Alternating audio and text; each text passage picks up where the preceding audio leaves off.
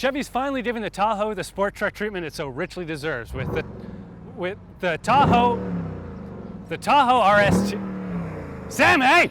Don't you dare insult our viewers by calling that a sport truck. This is a sport truck.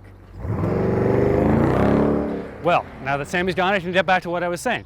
Chevy's finally giving the Tahoe the sport truck package it so richly deserves with the RST trim.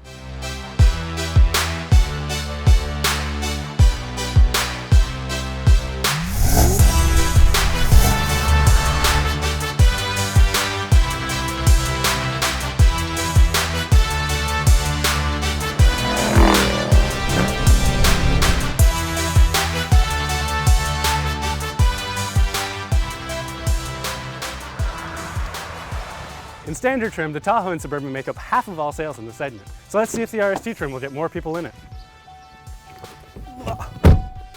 You can also get Borla exhausts and Brembos, but we had to settle for stock equipment here. What we did get was the ZL1's 10-speed automatic and shorter rear gears, which helped get this thing off the line in a hurry. The tungsten metallic gray paint also helps make it look the part too. So you're telling me 1 in 2 people buy a Tahoe or Suburban? That makes no sense. Just look at the interior of this. It's ancient. It reminds me of your old '86 Sierra. You're crazy. This thing is so much better. It's got wireless charging for your phone, it's got OnStar, it's got luxury features like ventilated seats, and it's got trailer brake control, so it's capable too. Okay, cool, but nothing in here screams sport truck. Yeah, but just wait until we start it up.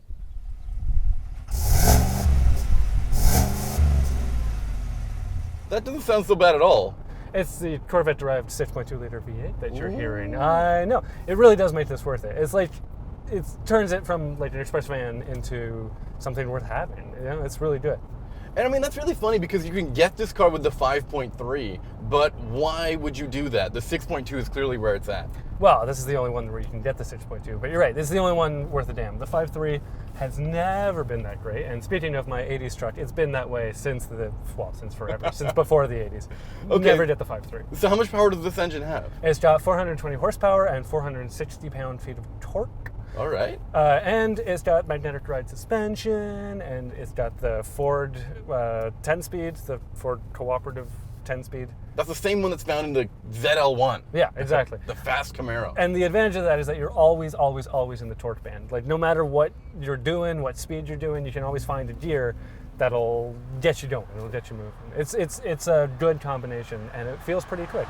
In fact, in car and driver testing, they measured it at 5.7 seconds to 60 and 14.9 second per mile, I think, which is, you know, for something that's as big and brash as the Washington Monument, that's like so fast. Yeah, this truck is huge, but it doesn't always feel that way. They do a good job of making it feel much smaller than it is. I don't know. It still feels pretty big. There's do look down on everybody. Dude, I ran up against a cop the other day, and it was just, I felt like Andre the Giant. Little man, you don't scare me. Which is the opposite of my reaction to the Durango, where I'm terrified of all cops. Oh my God, that thing, I'm convinced it's gonna make me lose my license. Yeah, I mean, this is a pretty quick truck. I mean, what they've done is they turned a ginormous truck into something that feels much smaller than that. But it doesn't feel fast like the other truck does. Yeah, you're right. It doesn't feel fast like the other truck. But the suspension isn't so bad either. It's actually quite soft. It's nice. It's comfortable. It's really, yeah, it does a really good job of feeling planted without feeling super harsh. Right. And I would say that the Durango does that. It feels pretty harsh when you're driving around, especially in track mode. Yeah. Whereas this thing, you don't get the same variable amount of driving modes, but you do get a reasonable ride all the time. Okay. That is, you know, it's confidence inspiring when you're going into like an on-ramp or whatever, but it's soft enough to have your kids not puke up behind you. But there's no drive modes, nothing in this truck, like I said, screams RST, like sport truck. Well, with the 10-speed, you can put it into low gear mode and pick your gears with this hilariously outdated plus and minus thing. It's completely useless. And that switch there. Trying to pretend like you're going to be sporty with your hand up here, like, oh! Look, it's not quick when you do it that way either. Oh my God, it's so slow. It takes forever to change gears. And what's the deal with that knob over there? But yes, you're right. That is the one advantage that this does have over the Durango, is that you can put it into full-on real rear-wheel drive mode. Whereas that thing, what is it, 30%? The max you can put is 70% to the rear. Right, Yeah. 30% to the front, I meant. So this thing you can do a big stinky burnout with, which you can't do in the Durango. And what's the point of a sport truck if you can't do a big stinky burnout? Okay.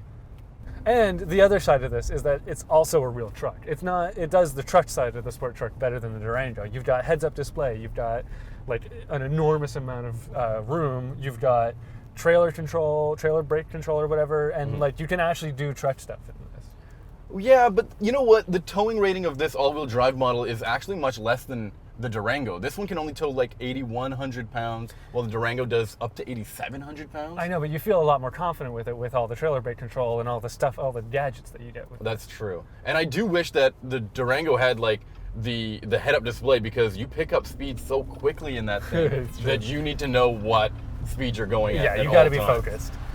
Yeah, and it does help. I'd really like having a heads-up display. Okay, well, I truly still believe that the Durango is more of a fun vehicle than this, but this has got some things going for it. It's definitely more comfortable and more family-friendly. Yeah, it's the car that you take to lunch. How much do you think that this thing costs? It's $79,000 in this, Oh my as tested. gosh. Yeah, it's about as expensive as the Washington Monument too. It costs a lot of money. Okay, but frankly, the Tahoe is kind of boring me a little bit, and that just does not happen in the Durango. So let's jump into that car. All right.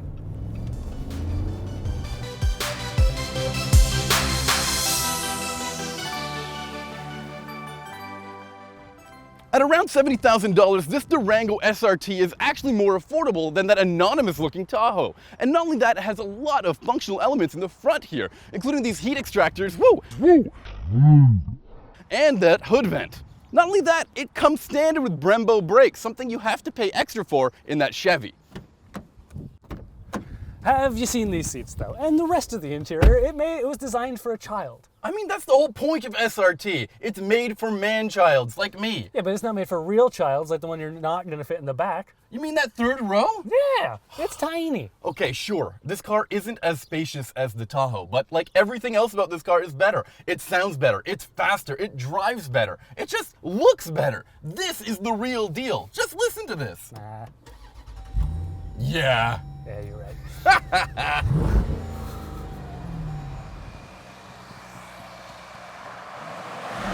Okay, Sebastian, just listen to this.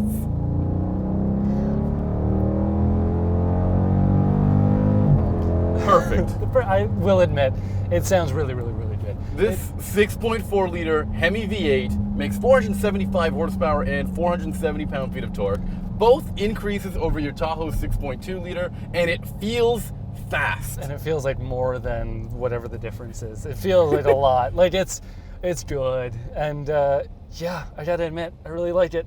Not only does it feel fast, it actually is fast. The NHRA said that this car will do a quarter-mile time in 12.9 seconds and will do 0 to 60 in 4.4 seconds. In fact, this 3-row vehicle has a launch control setting. Which is kind of ridiculous, but in the right way. Like, it's stupid, but only in the way that the rest of this car is stupid. Sorry, I wasn't listening. I know, exactly. That's the thing. It makes fun noises so that you ignore all the annoying noises that are coming out of people like me.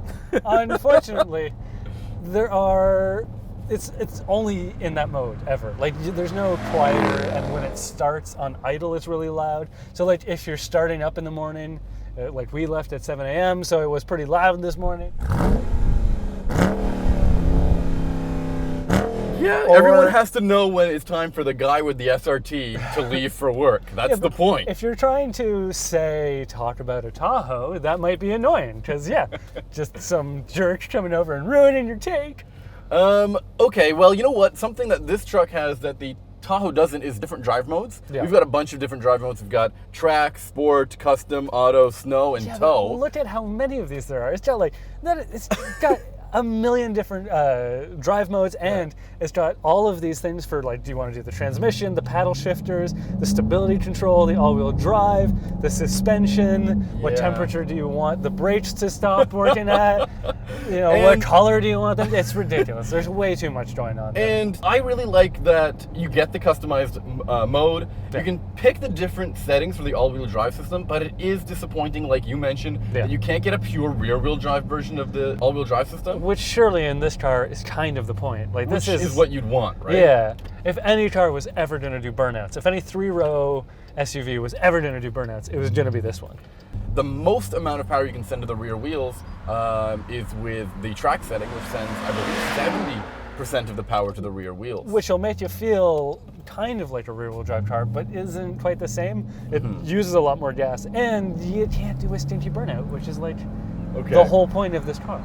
It uses a lot of gas. I believe this car is rated to get 15 miles per gallon combined by the EPA. Yeah, I know, but we didn't get anywhere near that. We got 13 miles per gallon, which, talking about my 80s pickup truck, with a 350 from 1986, it got better fuel economy than that. Like, that is ridiculous fuel economy. Okay, so, and this car is a little bit cheaper, though, than the Tahoe, which I believe is around $76,000 to $79,000, depending on how you equip it. This car is about $68,000 to $70,000. Which is really surprising to me, because there's some nice stuff in here. There's nice leather, there's a nice Alcantara roof, and there's the big, hilarious, loud engine that is really what you want. You know, it's wild to me that this is cheaper. The point of the car is that if you wanted a Charger but had a family and a bunch of stuff to take with you, this is the compromise. This is the right car for you. Yeah, and that makes a lot of sense. And it reminds you how many cool cars, like, people complain about how old FCA chassis are, but they're doing really cool stuff with them. And this is just this is a prime example of it. The Durango's an old truck. Stick a loud ass exhaust on it and a big engine in it, and you're off to the races. Like, it's a great time. Yeah, it's like, the Tahoe makes a lot more sense, I think, as if you've got a big family, if you've got big kids who play football, if you're going to the lake. Although this does have better towing capacity, I still think that you're more comfortable in the other one. But again, for everything else, just for daily driving, for having a good time, for making you smile, this is just so much better. I agree with you. I think this truck as well is always stiff. I mean, there's different suspension settings, but they're always stiff no matter what. Yeah, but I still find myself leaning towards this vehicle every time when we're given the option of which truck should we take. Right. This is more fun, and I think that's the whole point. You want a truck that'll make you not feel like you're in a penalty box for having a family. Exactly. This truck will make your kids puke more. But so will a roller coaster. And, you know, that's kind of the thing. This is a roller coaster. This is way more fun. And just listen to it. Just listen to it. It's, yeah. This is the one. You've said this before. I mean, it's compromise. It can be a bit much, but in the end, it's a lot of fun. And there are a lot of cars that are not doing too much like this. You know what I mean? Right. There are a lot of compromising cars that are just kind of dull. Or boring, and this is not that. No, this is a compromised car where you know where the compromises are going, and you're kind of happy for them. This is like, this is a blast. See, Sebastian, it's all about entertainment value. Yeah, you're right. See, the SRT is not only more affordable, but it's also faster and more fun to drive. It's my favorite part. So let's see if this RST trim will get more people in. I was like... In standard trim, the Tahoe and Suburban, I'm sorry, I'll more flat this time. And it's capable because you can do trailer stuff too. Trailer stuff? Trailer stuff. What? Those third row of seatings? They're tiny. Third row of seatings?